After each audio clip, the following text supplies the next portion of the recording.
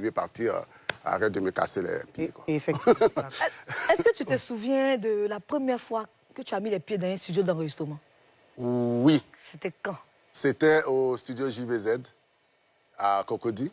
Je venais de remporter Radio Vacances en 88 avec mon groupe où on a été premier. Mais regarde.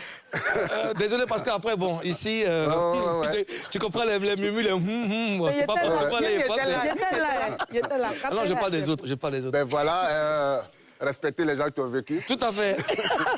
Mais j'étais dans la... Et puis, dans les prix qu'on avait reçus, parce qu'on a été premier, mon groupe et moi à cette époque, dans les prix, il y avait un album qu'on nous offrait, en fait. Donc, pour enregistrer ça, évidemment, il fallait partir en studio, aller au JBZ. C'est la première fois que j'entrais dans un studio. Quelle grosse star tu rencontres pour la première fois? C'est un studio, c'était très prisé à cette époque. Oui, mais dans le studio ou en dehors? Dans le studio, Non, on était les stars. Ah, d'accord. D'accord. Les personnes avaient gagné quand on nous faisait enregistrer. Mais en même temps, je découvrais, à l'époque, Biselon. Jacques Biselon, c'était un blanc, un français, je crois, Biselon. Celui qui avait JBZ. D'accord. On parlait tellement de lui. Puis, mais en même temps, celui qui nous faisait enregistrer, qui était lui-même l'initiateur de ce concours, c'était Paul Docuy. Paul Docuy. C'était déjà une star aussi. Hein. Donc, ce sont des personnes qu'on côtoyait déjà à cette époque. Et puis après, ça allait très vite aussi, après, avec d'autres artistes, grands noms que j'ai rencontrés après. Est-ce que tu te souviens de ta première scène? Première scène. Déjà, en faisant Radio Vacances, c'était une scène. Hein. Maintenant, la première scène... oui, François Kelsi, oui. OK. Non, ça, c'était au Centre culturel français, mon tout premier concert à Abidjan. Abidjan? Le CCF. Au CCF, il y avait du monde? Ah ben oui. D'accord.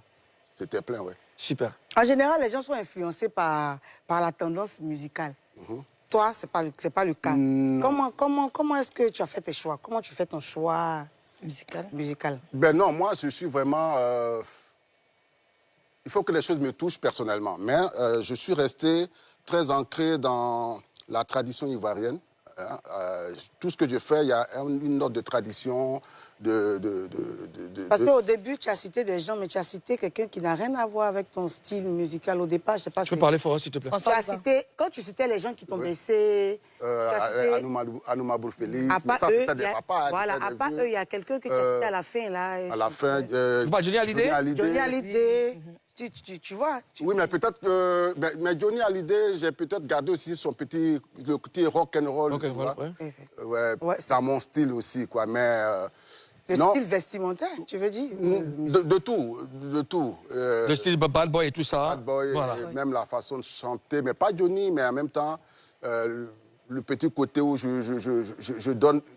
La puissance, voilà. Mais sinon, voilà, je m'inspire d'un peu de tout. Moi, c'est même la jeunesse d'aujourd'hui, la nouvelle génération m'inspire. D'accord. Voilà, donc, Mimi OK, François Kelsi, il y a cette chanson qui est devenue un tube. Le titre, c'est Tiwonju. Est-ce que c'est cette chanson-là qui te définit réellement? Je ne sais pas, mais puisque j'ai pas mal de titres, hein, mais cette chanson, c'est vrai que c'est une chanson qui a marqué et qui continue de marquer. Mais c'est tout moi aussi. Hein. Le fond musical est un peu zouk, mais au-dessus, on retrouve le mec qui chante en langue, mais si ça peut me définir, c'est tant mieux. Ça veut dire quoi? Ça s'appelle la chanson de quoi? Notre pianiste se prépare pour la prochaine... Ça veut dire, écoute ce que je dis, parce qu'on a besoin de plus petit que soi. C'est tous ensemble qu'on réussit quelque chose. Moulou Tiwonju. Tu as besoin de moi au festival. Bon, il y a besoin de vous. Vous êtes... Bon, OK.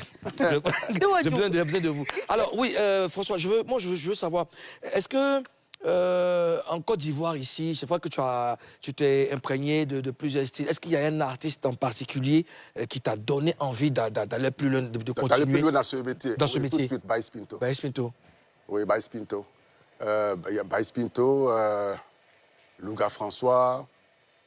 Qu'est-ce que tu aimes? Qu'est-ce que tu aimes chez chacun en termes techniques? Baïs Pinto, déjà, le mot technique, ça me plaît parce que Baïs Pinto, il est très technique, mais en même temps, on n'a pas l'impression qu'il se force. D'accord. Enfin, on n'a pas l'impression, on a l'impression que c'est